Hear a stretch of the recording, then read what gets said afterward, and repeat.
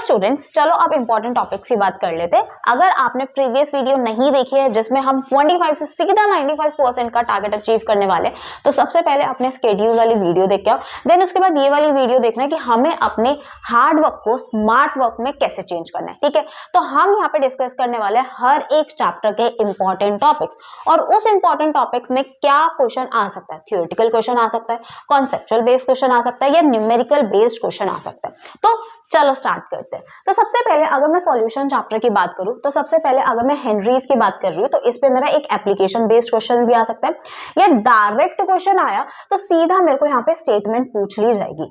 और इसके साथ साथ अगर मेरे को यहाँ पे न्यूमेरिकल बेस्ड या एमसीक्यू बेस्ड क्वेश्चन आता है, तो मेरे को यहाँ पे पूछा जाएगा कि KH की वैल्यू किन किन फैक्टर्स पे डिपेंड करती है।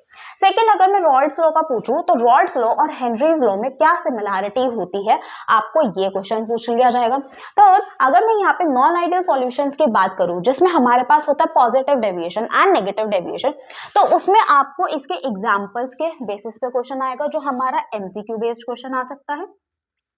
सेकेंड क्वेश्चन क्या बनता है इस चीज के ऊपर कि यहाँ पे जो इंटरेक्शन वाला पार्ट है कि A interaction and B interaction A B interaction से कैसे स्ट्रॉन्गर है, वीकर है, किस केस में स्ट्रॉन्ग है, किस केस में वीक है, वो क्वेश्चन यहाँ पे बन सकता है। अगेन एमसीक्यू क्वेश्चन बन सकता है।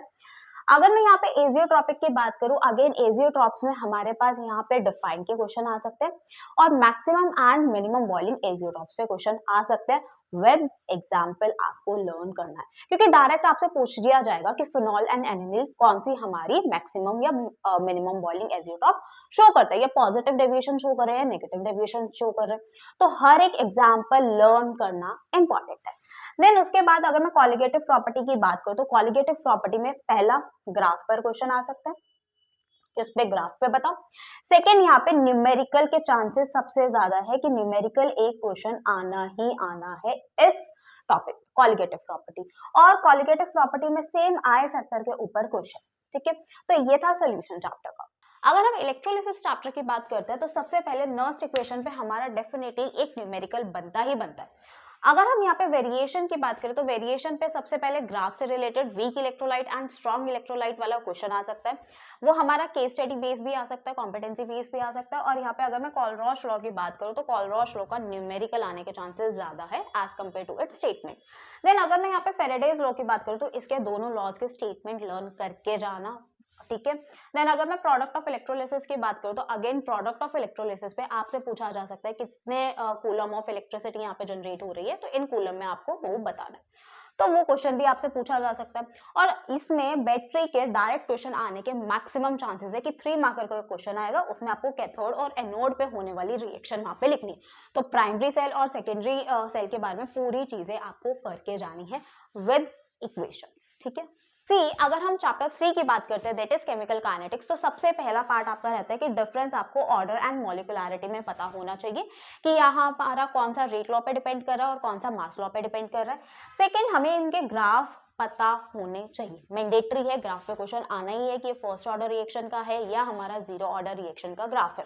देन उसके बाद रेट एक्सप्रेशन ऑब्वियसली हमें पता होना चाहिए, और उसके साथ साथ हमें इनकी यूनिट भी पता होनी चाहिए। किसकी? के की यूनिट हमें पता होनी चाहिए, दोनों ही फर्स्ट ऑर्डर में, सेकंड में, थर्ड में, सारे उसमें पता होना चाहिए।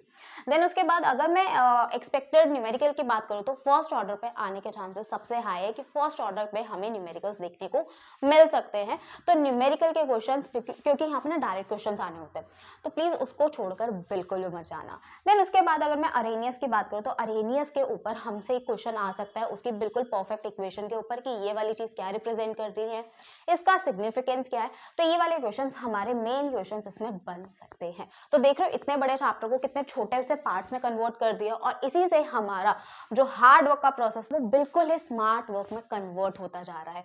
तो अगर आप ऐसे सारे चैप्टर्स की रिविजन करोगे ना, एक तो सबसे पहले रिविजन बहुत फास्ट होगी, दूसरा जो आपने अपना टारगेट सोचा हुआ है ना, वो बहुत इजीली अचीव कर लोगे भाई।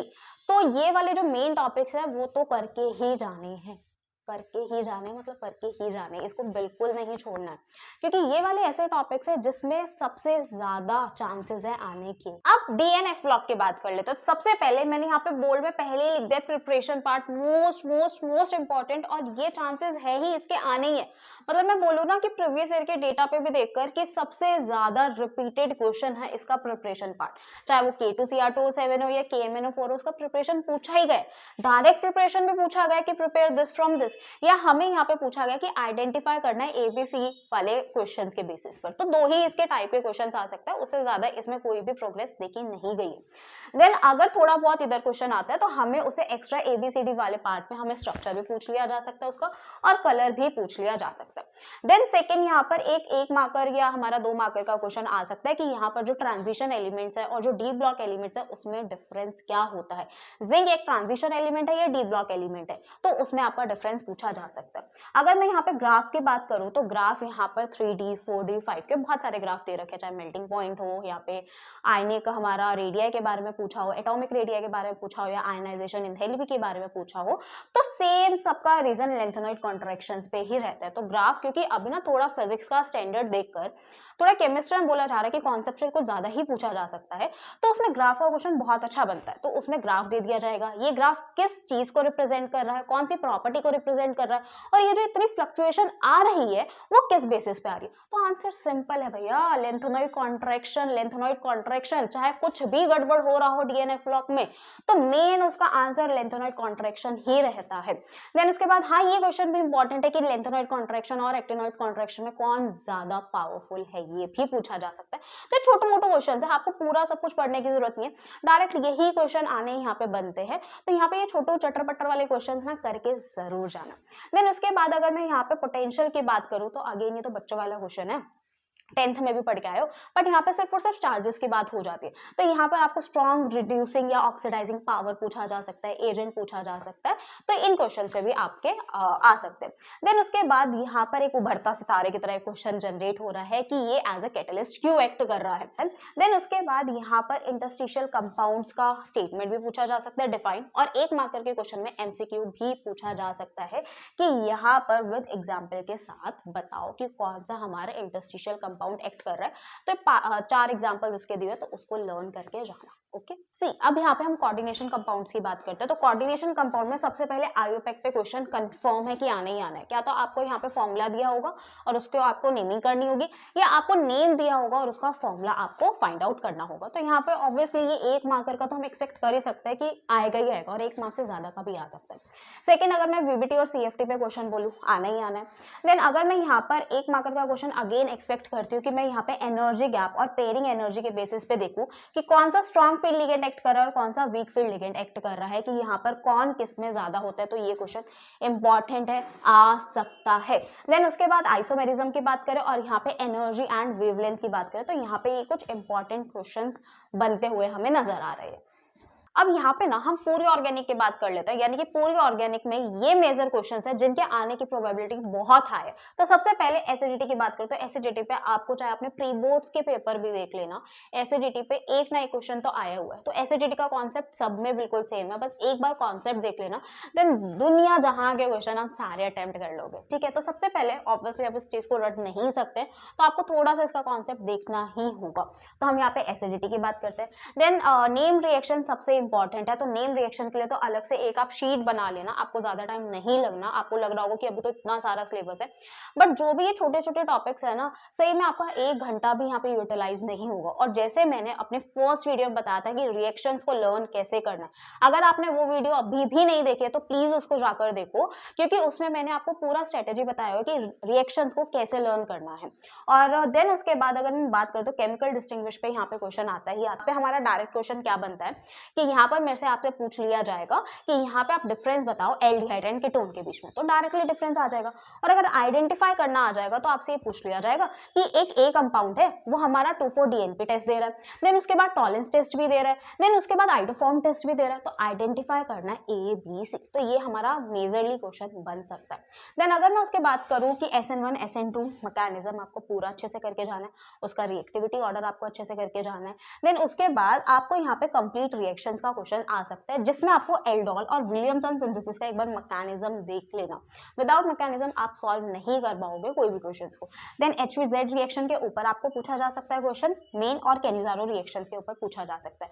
और यहाँ पर हमें पता है कि अमीन्स चैप्टर में कार्बाइलअमीन रिएक्शन मोस्ट इंपॉर्टेंट है। अगर वो नेम रिएक्शंस में ही आ जाती है तो आपको नेम रिएक्शन करके ही जाना होता है। अब बिल्कुल लास्ट चैप्टर की बात करें कि बायोमोलिक्यूल्स में हमें क्या क्या करके जाना चाहिए, तो सबसे पहले मोनो, डाई एंड पॉलीसेकेराइड्स के बारे में हमने करके जाना है। क्या करके जाना है? एग्जाम्पल्स तो करके ही जाने हैं और उसके स्ट्रक्चर्स करके जाने हैं। देन जब आप यहाँ पे डाई और पॉली के स्ट्रक्चर्स के बारे में जानोगे तो उसमें आपको लिंकेज भी उसके बारे में लर्न करना है कि कौन सा स्ट्रक्चर का कौन सा कार्बन दूसरे स्ट्रक्चर के कार्बन एटम से ज्वाइन कर रहा है, that is known as linkage. अब लिंकेज का आप नंबर याद करके जाने वाले हो। देन उसके बाद अगर मैं प्रोटीन की बात करूँ तो प्रोटीन्स में अगेन आप उसके स्ट्रक्चर्स लर्न करके जाओगे, देन देन डीनेचुरेशन के बारे में आप पढ़ के जाओगे। हर एक चीज करके जानी है, ये इंपॉर्टेंट है जो आपको करके ही जाना है बेटा। देन उसके बाद अगर मैं विटामिन्स की टेबल के बारे में बताऊं तो विटामिन्स के टेबल्स के सारे विटामिन्स आप लर्न करके जाओगे, उनकी डेफिशिएंसी क्या होती है वो सारी चीज आपको लर्न करके जानी है, एंड उनका सोर्स क्या होता है वो आपको पढ़ के जाना है, ठीक है। देन उसके बाद अगर मैं न्यूक्लिक एसिड की बात करूं, that is RNA and DNA के बात करके जाए तो आप उसका स्ट्रक्चर आपको करके जाना है। देन उसके बाद न्यूक्लियोटाइड्स के बारे में पढ़ लेना कि देन बस यही होता है हमारा जो मेन टॉपिक था, जिसमें आप अपना स्मार्ट वर्क पहले अटेम्प्ट कर लेना। देन उसके बाद अगर आपको लगे कि आपके पास टाइम है, देन आप अपने हार्ड वर्क में और जो इसके छोटे छोटे पार्ट्स रह गए हैं जिसमें आप बिल्कुल ही 95% से ऊपर लेके आने वाले हो, बट उससे पहले आपको ये सारे मेन टॉपिक करके ही जाने हैं, जिसमें आप अपना सिक्योर कर लो कि इतने मार्क्स तो मेरे आ ही गए ना, अब जो मुझे मेहनत करनी है इसे ऊपर वाले के लिए करनी है। बट पहले अगेन मेरा फर्स्ट रूल, अगर आप ये सारी चीज कर चुके हो तो आपको रिवीजन करना मैंडेटरी है। विदाउट रिवीजन बेटा नहीं होता। और उसके बाद मैंने आपको ये चीज बताई हुई है प्रीवियस ईयर की जो मैंने आपको पहले एक वीडियो अपलोड करी हुई है, उसमें बताया है कि पहले सैंपल पेपर एक बार कर लो। आप अपनी गलतियों को बहुत ज्यादा रिड्यूस कर सकते हो उस चीजों को। So that's it for today's video. अगर आपको कोई भी डाउट हो या कोई भी हेल्प चाहिए तो प्लीज आप उसको कमेंट सेक्शन में लिखो, और जो भी आपको टॉपिक पे नेसेसरी वीडियो चाहिएगी I will upload it. So thank you for watching this video.